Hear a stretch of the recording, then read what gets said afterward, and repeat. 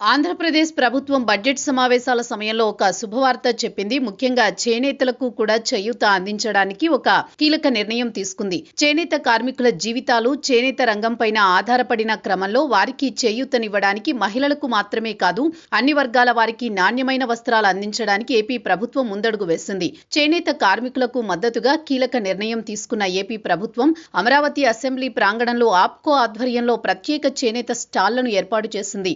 Assembly సమావేశాలు ముగిసే వరకు అందుబాటులో ఉండే ఈ స్టాల్స్ నేతన్నలకు ఆర్థిక భరోసా కల్పించడమే ప్రధాన లక్ష్యంగా ఏర్పాటు చేయబడ్డాయి.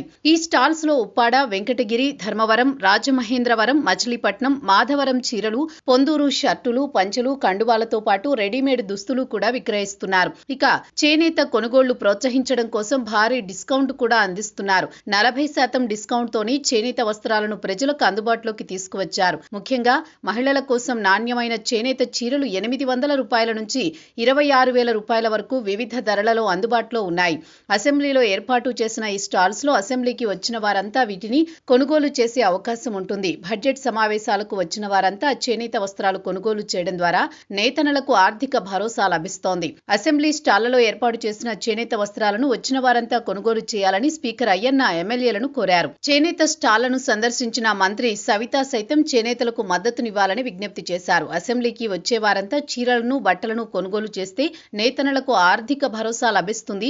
వారంతా అభిప్రాయపడ్డారు. ప్రజలకు కూడా చేనేత వస్త్రాల కొనుగోలు చేయాలని సూచించారు. వారంలో ఒక్కరోజు చేనేత దుస్తులు ధరించడం ద్వారా సాంప్రదాయమైన చేనేత వృత్తికి వెన్నుదన్నుగా నిలిచిన వారు అవుతారని అభిప్రాయం వ్యక్తం చేస్తున్నారు. రాష్ట్రంలోని అన్ని ప్రాంతాలకు చెందిన చేనేత కార్మికులు ఎంతో కష్టపడి చేసిన చేనేత చీరలను, వస్త్రాలు కొనుగోలు చేయాల్సిన అవసరం మనందరిపై ఉందని, ఏపీ చేనేతలకు ప్రపంచ ప్రఖ్యాతిగాంచిన ఘనత ఉందని తెలిపారు.